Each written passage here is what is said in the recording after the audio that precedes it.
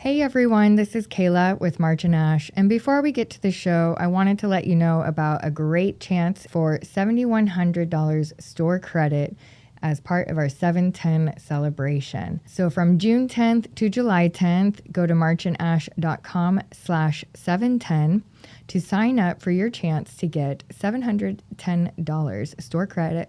For more details, go to marchandash.com. Enjoy responsibly. Olas Media.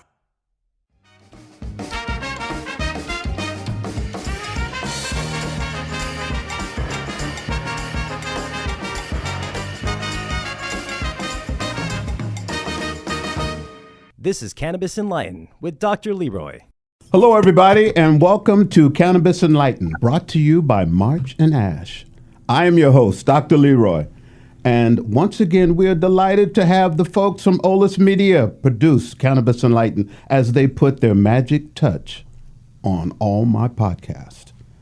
And happy Juneteenth to everyone. And the program that we put together is called Cannabis Private Equity Group, as a good friend of mine has determined, CPEG. And the first clients in this program are going to be people that you're going to hear from today. Derek and Robin Kraft, who are just fantastic entrepreneurs. They've done a magnificent job. And, I just can't wait to speak to them. But before we do, joining me to kick this off today is a young man that has his own podcast, his own dynamic manner. Deontay Grayson, better known as Mr. Wowzer. Anyere Mashir Panya Rasklats and Bamaklats. I'm really excited to be on Cannabis Enlightened again, Dr. Leroy. Hello. Deontay said again because we've done a show together a couple of years ago in which Deontay was dynamic. Dynamic, he had to get his own show. But you know what? What I want to do is go straight to Derek and Robin and their brand, Elevate, and the social equity program that we put together with March and Ash and Elevate, because it is just fantastic, absolutely fantastic. I think some of you are saying, well, what the heck is social equity? And, I been with Derek and Robin, I guess last week, and I heard Derek talk about social equity. So I'd like him to explain to the audience what social equity, or what a social equity cannabis business, what that is. So, Derek, take it away. How you guys doing? Social equity in cannabis, what it means. Social equity in cannabis is basically a program or initiative, for lack of better words, throughout the whole state of California, and throughout the United States now, where the government has set aside funding and opportunities for people in certain social classes and neighborhoods that were affected by the war on drugs. So what this is doing is trying to, just broaden the diversity within the cannabis industry. And so there's these programs that are around that are offering, different types of things and programs and assistance and funding and things of that nature to help those people who were affected closely by the war on drugs. And that basically gives you your status for the enrollment. Okay. Could I say negatively affected, or when we just say affected by the war on drugs, that says it all? I mean, it's affected in general. I mean, there's neighborhoods. I mean, we go down a whole history thing about this. I mean, you guys are probably familiar with redlining. You guys are familiar with, neighborhoods, ghettos, and so on and so forth. These are just neighborhoods in general. Now, I hate to use the term, I guess you said affected? Yes. Or what was the term? Negatively affected. Yeah, so we're all negatively affected by, lack of better terms, being and belonging to these neighborhoods that we were born and raised in. So Okay. because of that, we were given opportunities Okay. just to be included into an industry that obviously won't, and probably won't have enough room for us in it eventually. Well, I think that's a good point that you brought that up, DC, because like he said, I would hate to use the word negatively affected too, because it wasn't our choice to be in regions, kind of being put in a cage. True. Where, you know what I'm saying? True. But sometimes you don't know that you're in a sub neighborhood or a neighborhood that's not quote unquote regular until you get older, because you're in the neighborhood that you're in. Right. And you're growing up how you're growing up. Right. So everything is everything. Damn, that Right? was well said, yeah. So I want to make sure that our listening audience recognizes that Derek and Robin are you're up in Oakland?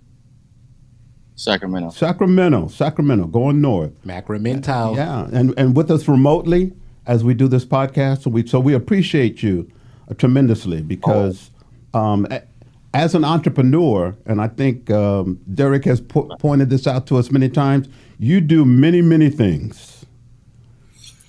Yeah, unfortunately, I kind of have to, especially in this space. I mean, it doesn't give a lot of opportunities to those. It doesn't give a lot of opportunities to even those that got some skills. The space is really, really unforgiving. It doesn't weigh on the unseasoned entrepreneur at all. So if there's people who are interested in joining this industry and lack the experience or the relationships, I would advise otherwise, just based on my experiences. But there are efforts to kind of help promote and help support social equity campaigns and social equity people. The state of California really that program hasn't too much been effective. I don't know if it's because of the obviously when they hire people in certain positions to run these programs, oftentimes these people are hired by the state and they're shuffled around by department, and they have no knowledge, they have no information, they have little infrastructure built up to help make sure that these people are successful. Right. So what they're doing is they're using the amount of money, which I guess they determined was to be an effective amount of money in this umbrella of a program, for multiple reasons, probably more so political than not. I mean, that's a whole nother topic, but these programs are just developed to say, hey, you know what, we gave these people a chance, we tried, and then when big business and big pharma comes in, they don't have to get the backlash that people who were marginalized didn't get an opportunity in $1 billion enterprise, and now we have to work for the same people. Can I ask you a question real quick? Sure. Go for it. So I wanted to backtrack on you saying unfortunately. Now, are you saying unfortunate because of what social equity, the term, has become now? When people hear social equity, it scares business away because of all these stigmas around it. It kind of looks like a play that's not going to be a play, if that makes sense. The unfortunate instances that I've experienced with social equity are a couple things. One, nobody really cares about it, right? Even the people who are supposed to care in the industry don't technically really care, because they feel like, once again, I got all the brothers getting a handout, right? People hate affirmative action. People hate contributing to causes that they know are from people who are suffering because they're not getting the same equal treatment. We lack resources, we lack funding, and then it victimizes us in a sense to where people don't want us to play victim, or they don't want to give us the acknowledgement that we're equal, that we stand on the same ground, since we need help, right? So the term social equity in the cannabis industry is not a favorable one by the people who've been around the industry for a while.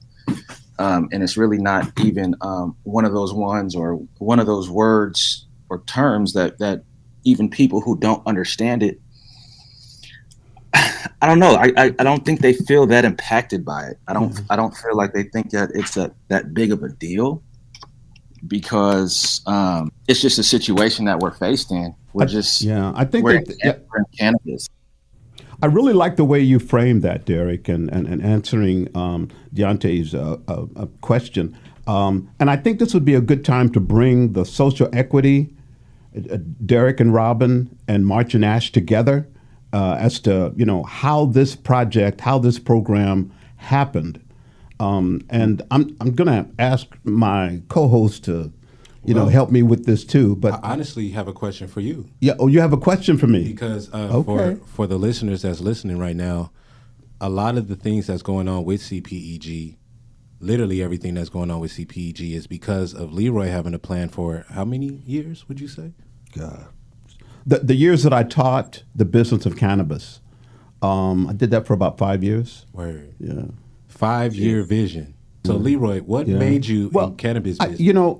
I saw, as I was teaching, and I think I've mentioned to the audience on previous, podcasts that I'm a retired business professor, and the last 5 years of my professional life there at San Diego City College, I taught the business of cannabis. Okay, so one of the things that kept coming through to people, and the classes were always packed. One of the things that kept coming through is that in starting a business, we can get some money or some loans, but we need other things. We need other support. And I saw that the support that they needed was the kind of support that March and Ash has, which is the full business, full line of business. Not just, I think people think that the cannabis business is something that you just, put a sign up, open the doors, and they will come. Oh, they did. We seen proof of that with the illegal market.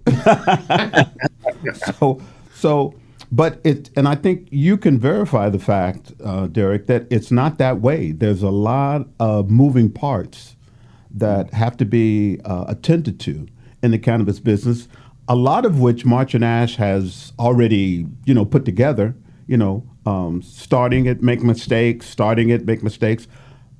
And it was my vision that we could help a new business over those rough roads if we bring them in and have a partnership. We invest. And that's what we've done with Elevate, with Derek and Robin. Another question I have for you is, so were you the one that actually reached out to March and Ash because you realized that with March and Ash early on? Yeah. Wow, I didn't know that. As you said, I submitted a paper as I started. I think it was into maybe the third or fourth podcast. I said, let me go for it. Let me submit this and see what they think. And before I knew it, there was Deontay Grayson writing up a program. It was just crazy. It was crazy. And then it was almost the next day we were introduced to Derek. This has been, how many years, Derek, have we been trying to bring this together? Over 3 years. Yeah. And I would have to say that I felt the hesitation from Derek when we first met on a Zoom call because of the type of things that I think you've had to go through starting your business. People would say, we can help you, but then they don't come through. Or if they say they can help you, it's with a loan as opposed to a grant.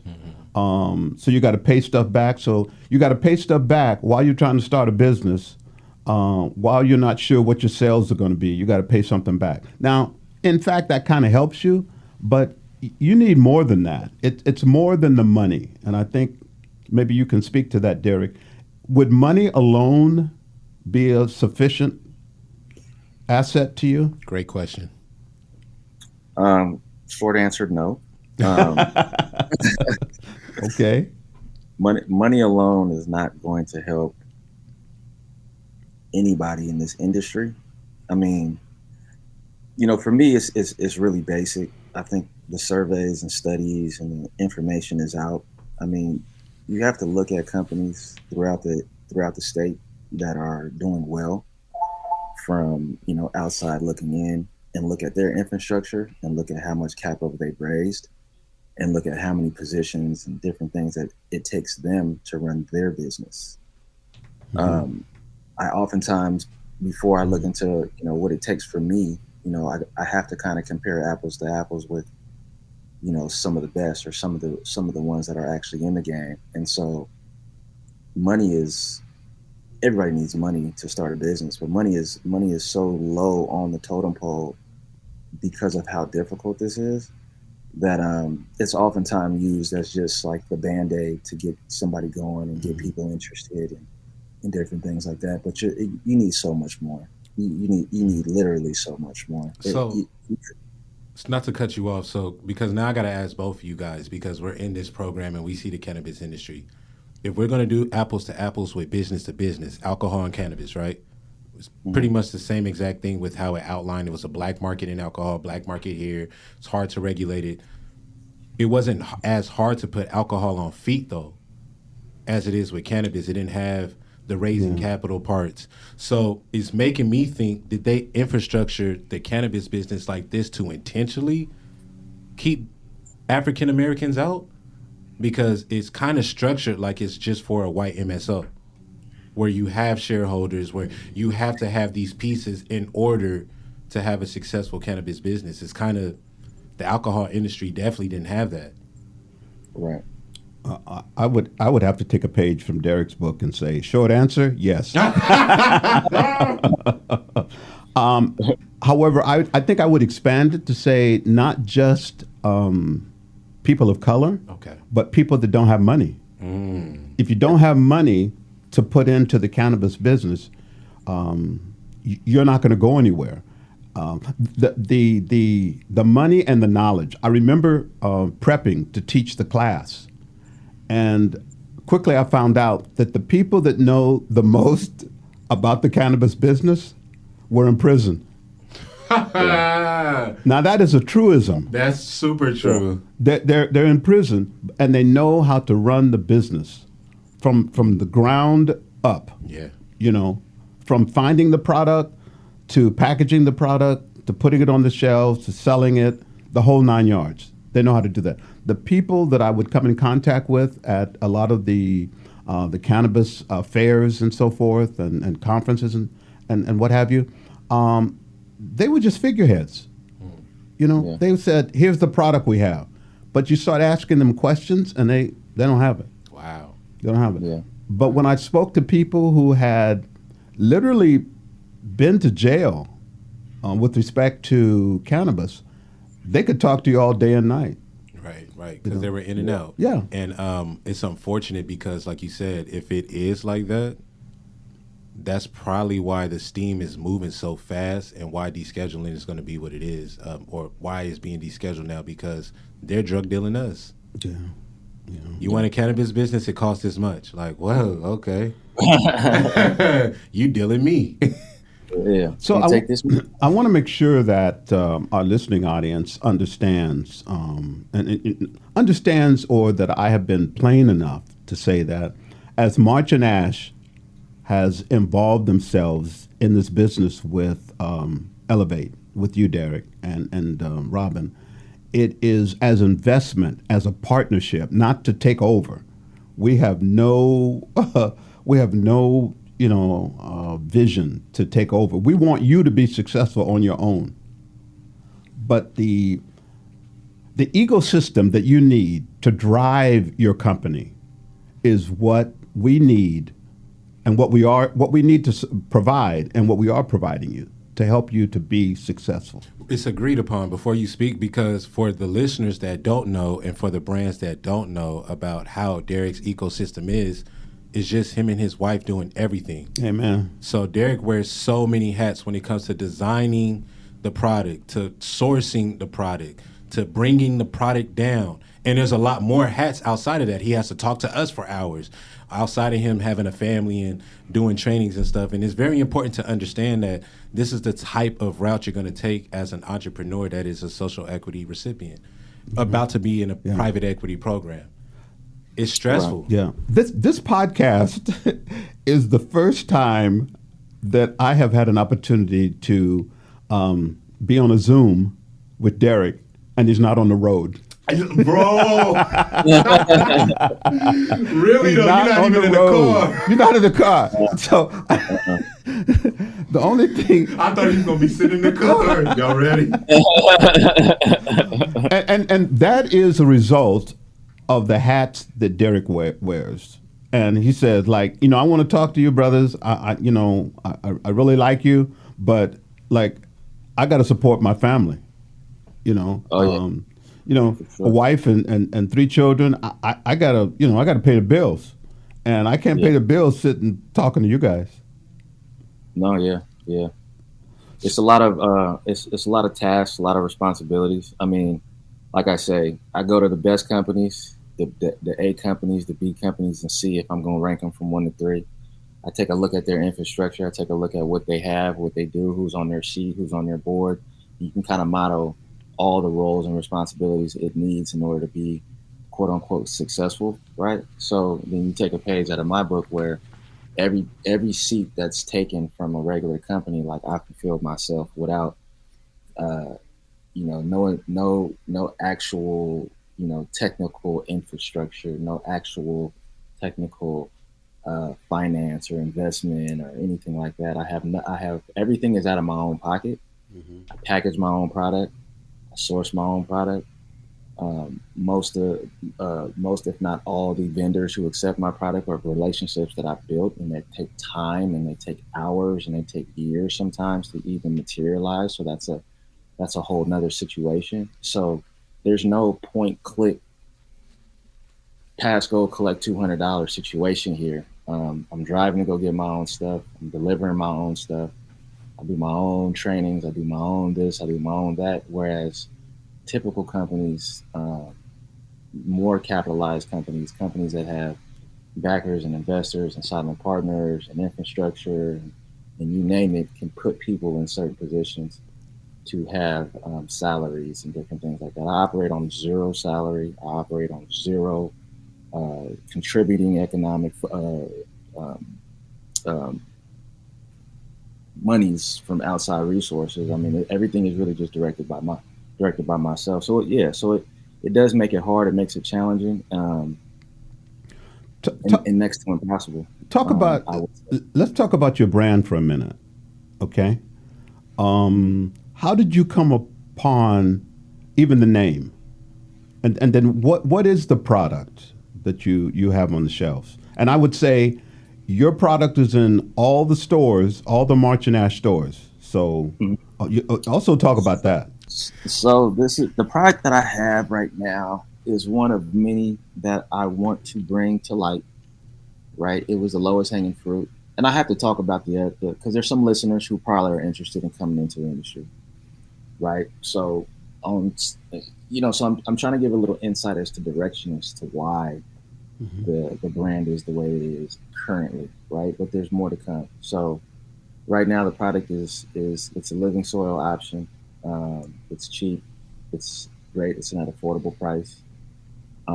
And this is what I introed with to start the brand. The reason why is because I felt it was that, it was the lowest hanging fruit, after several months and years of conversation, just something to get started, something to kind of get a proof of concept done, something to kind of get the customers and, the buzz going a little bit. And that was that. So, that's the product. The way I came up with the name Elevated for me was not like a catchy phrase. I don't have like any celebrity sponsors and nothing crazy like that. Elevated to me is just more like a lifestyle. It's a way of being. It's like, the kind of conversations I want to have, the kind of people I want to be around. Everything is an elevated experience for me. And so even if, for at the end of the day, like if I had to wake up every day and be motivated by something, I have to be motivated on a purpose. And the purpose driven was just elevated. So I don't want to wake up every day and have some cute name that disassociates its inner workings from myself and how I have to operate and how I have to move. So I use names and I use symbols and different things like that remind me day to day, like, this is the path we're on and this is the stair we got to climb. So we got to be elevated. You know what? And I that's admirable. You're a gentleman and a scholar. Now I got to ask, is that because of your sports background and your fashion background, what makes you tackle cannabis with this type of brand awareness that you want to build for Elevated? Or is this something completely separate and you're just doing something brand new?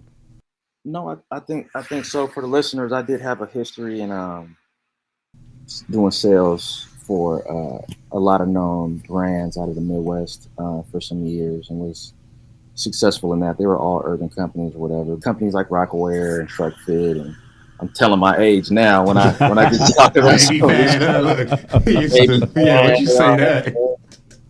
but yeah, I was hired. There's only about, well, at the time, the fashion industry, the urban fashion industry, only kind of selected seven to 10 sales reps per territory. So you got your Midwest, Southeast, Southwest, West Coast, East Coast, Northeast, and all these different regions and stuff like that. So my sales territory occupied, the Midwest and all those conjoining states, and all those different accounts. I had like over 250, 300 accounts at one point.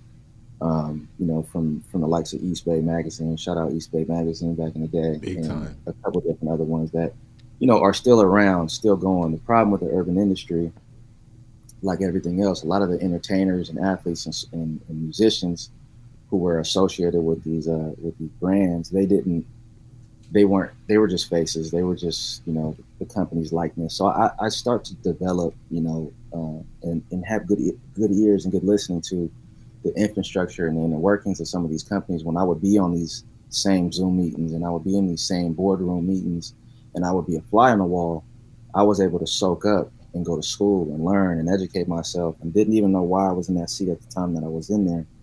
But when it came fast forward, this is very, very, very similar. So the stage that I've been on was just like this at the time. With respect to cannabis, it was even bigger.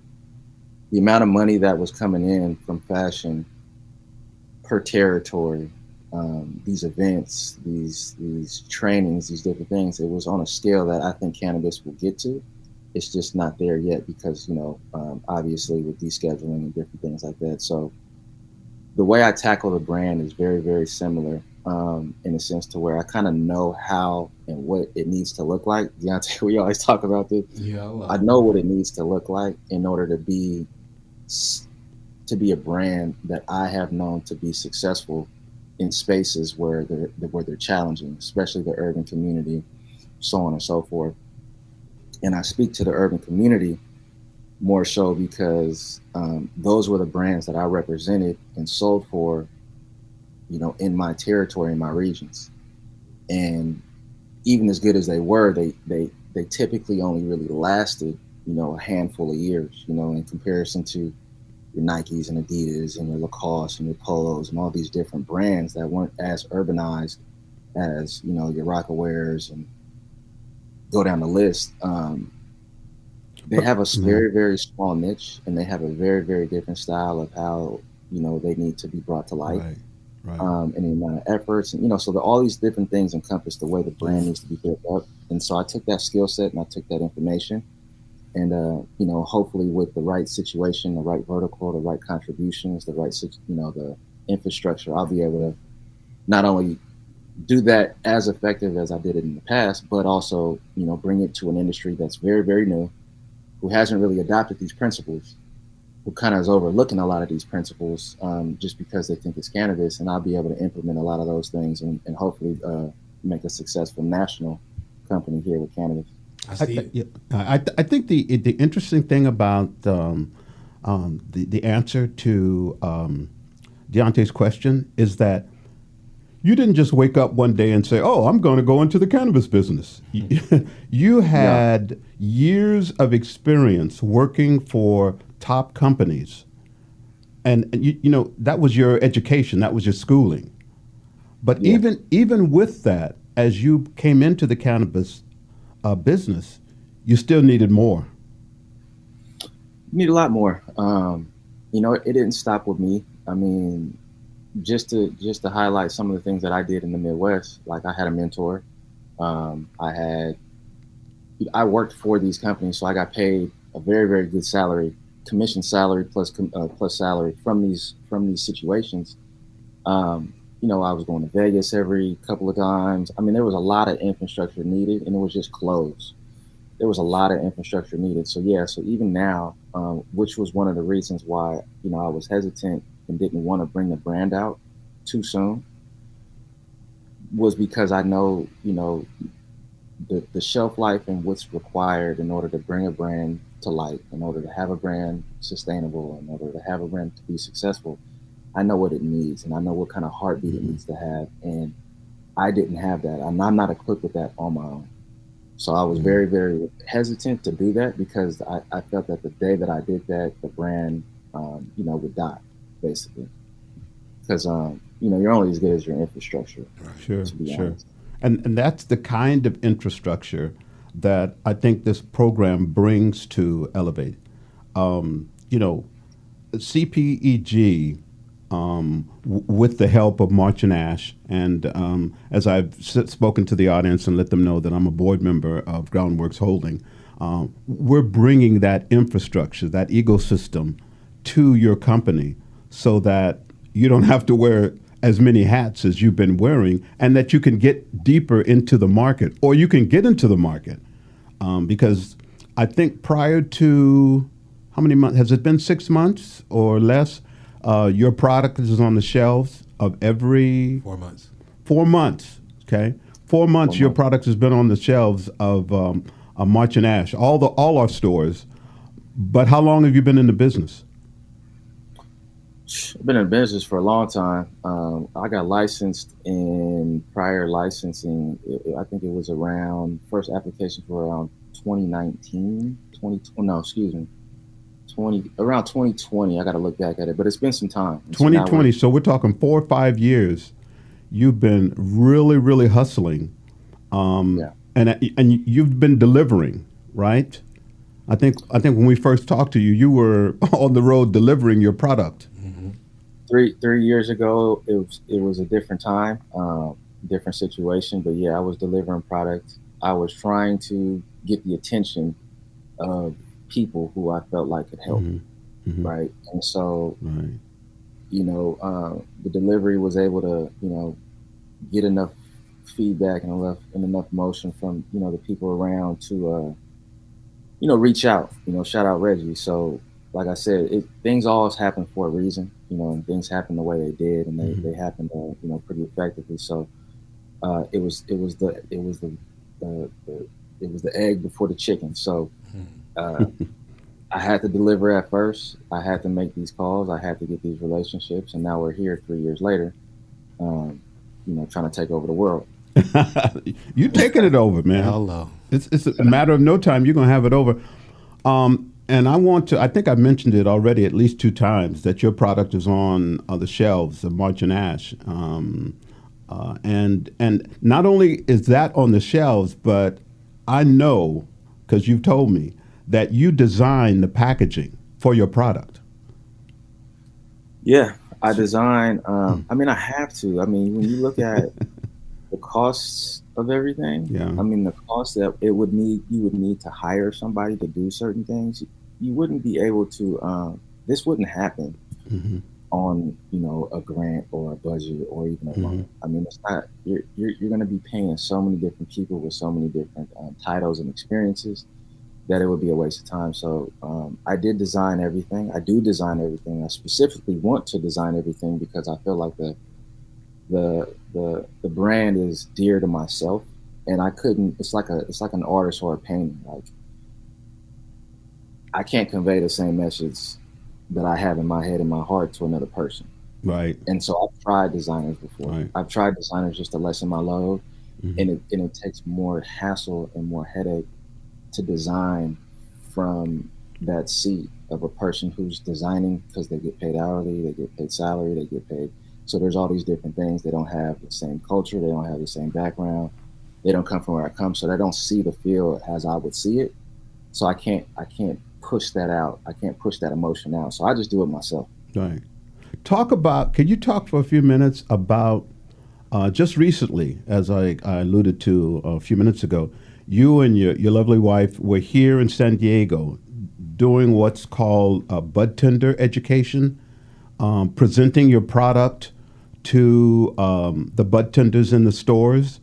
Can you talk about that experience? What, how that felt, why you did it, and what you think is going to come from it? So that was a great experience. Why I did it, just to be more grounded, more connected to the customers, to the bud tenders, to the heartbeat of the people who would actually be selling the product.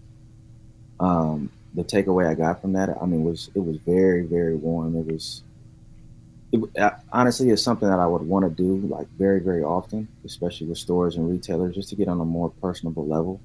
I think it's important for them to know like who the owner is and to not be that detached from, the levels of ownership and companies and so on and so forth, especially since 80%, 90% of the people that I were talking to, I can tell had stores or had backgrounds that probably were similar or were closely related or had relatives or as such. So I think for me, it allowed me to connect the brand with them and their story and them with mine. And I thought that was a lot more effective than kind of playing too absent. Yeah, yeah. And just so people don't get it twisted, we did say that you came down from Sacramento. So I'm guessing you flew down. You and Robin flew down here from Sacramento, correct? No, so again, we drove. 9 hours, 9, 10 hours. Yeah, it was Yeah. more than that. I mean, you're talking there and back. And Yeah, back. it really Okay. had- Yeah. Yeah. So, And because that's what it takes to be successful in this business. That's your commitment. hell yeah, if you ain't willing to if you ain't willing to pack your own product, design your own bags, drive, deliver, transport, source, have these conversations, not get paid, um, and then have your emotions in check, and be very, very patient. A lot of people can't do this because they don't have any patience. A lot of people Yeah. can't do this because Yeah. they're expecting immediate gratification. Mm-hmm. So, so you take the people who are only operating because they need to feel a certain kind of way immediately out of the equation and just tell them like, look, this might not even be something that you're going to even be able to wake up and be happy about for a few months, if not years. Like this is going to be rough for you. Like a lot of people swear they would sign up for it, but as we've seen and as I've seen, um, once things don't happen the right or the way that people want, the wrong person reacts in a way that is very, very telling, on their personality, on their willingness to continue, and so on and so forth. And I think the shining lights are always the ones that kind of like keep their head above the water and make sure like their energy is in check. I'm big on energy. Anything special you'd like the listeners to look for when they go into a March and Ash store? I mean, ideally, what I think you'd want them to do is bust into the store and say, "Hey, I want Derek's product. I want Elevate." Anything special you'd like to leave with them in terms of the product and what they might experience? I'd like the people to just take a page out of I guess a deeper connection, if that makes sense. There's so many different people with different personalities and stuff like that, but just an opportunity for a consumer to have a closely, I guess, relatable experience, not only with the flower and the brand and the mission.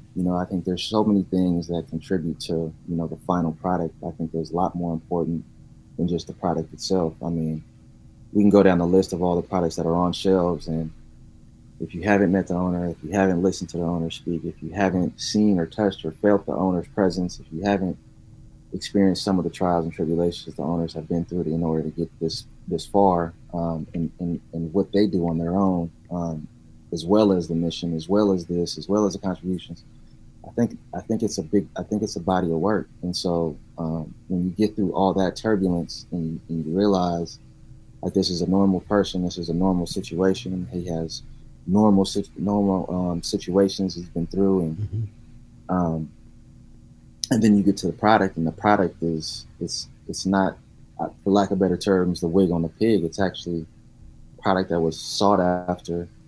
It was very, very good product. It was quality controlled. It was checked. It was, I mean, all these different things went into it. So it's more than just a product. It's an experience. It's the brand. It's elevated. It's such as higher frequencies. Speaking of that, how would I'm sure that after listening to you, folks are going to want to get in touch with you, not just because of the product, which is important, but your journey is tremendous. I mean, that's probably another podcast all in itself. Yeah. So how would folks get in touch with you? You can find me on Instagram. That's Elevated. That's ELEVATD. Supply SUPPLY. Follow me. I'll write back. I really appreciate you, Derek, for spending some time with us and talking about your brand, talking about the significance of social equity and the Cannabis Private Equity Program. And we look forward to a very, very, very, very, very, very, very long relationship. Okay. Oh yeah. And I'm hoping that the before the next time you come out, we can, do a plug on my podcast to say, hey, Derek's coming out and he's going to be here, here, and here. And more folks will come out to see you and Robin and talk with you. As we get to the end of our program, I'm going to turn to my co-host and ask him for some final words that you'd like to impart. Yes. I love the fact that Derek is standing strong and gave the proper message to all solo entrepreneurs that you're not the only one alone. You're not the only one that does not have an ecosystem. There's somebody that's on shelves at March and Ash that's shelling that needs the same things that you need. That's why CPEG is so important, because now you have a partner that's able to handle all these and give you safety nets to be able to prolong. So I think it's great. Dr. Leroy, it's always a pleasure just sitting across from you. Always. This is crazy being with you, man. this is I'm living the dream. Easy killer. Living the dream. Hey everybody, thanks for listening. You can enjoy this podcast and all of my podcasts and all of Deontay's podcasts. The Dodi Connection. Hello. There you go. On Olus Media. For me, you can reach mine at cannabisenlightened.com. You can reach me in terms of sending an email or just asking some questions at Dr. Leroy at cannabisenlightened.com. And before I leave, Deontay, how can folks reach you? Instagram, it is 33THOUWOW 33 Thou. Go ahead and bang that. Hello. I'll tap back. All right. And remember, everybody remember that knowledge is power, and the knowledge that Derek amassed is powerful and continues to be powerful. And the knowledge that we amassed putting together Cannabis Private Equity Program with March and Ash is power. Yeah, right? It is. Big power. All right. Thank you very much, everybody. And we'll see you the next time on Cannabis Enlightened. Out. Thank you for listening to the Cannabis in Line podcast, sponsored by March and Ash. If you're interested in exploring more about the products and services offered at March and Ash, be sure to visit their website at marchandash.com. Cannabis in Line is produced in San Diego, California. Jessica Garcia serves as a general manager, Elia Ramos as the creative director, JC Polk as executive producer, Lena Alvarez assists with production, and Chad Peace, who is a president and founding partner. To learn more about March and Ash and their premium cannabis products, visit their website at marchandash.com. This podcast is a production of Olas Media. Thank you for listening. Olas Media. Come to March and Ash on 4/20, Saturday, April 20th for 25% off store-wide. Plus, when you spend $75, you'll receive a goodie box for $1. This goodie box is valued at over $75. For more information, visit marchandash.com. Ever notice how much birds and fundraisers are alike? One flies around the world singing melodies for all to hear but rarely understood. The other one lives in a nest. If you want to hear from some phenomenal birds, join me, Charity Jen, on the From the Nest podcast, where fundraising takes flight. Find it wherever you get your podcasts or subscribe at olasmedia.com.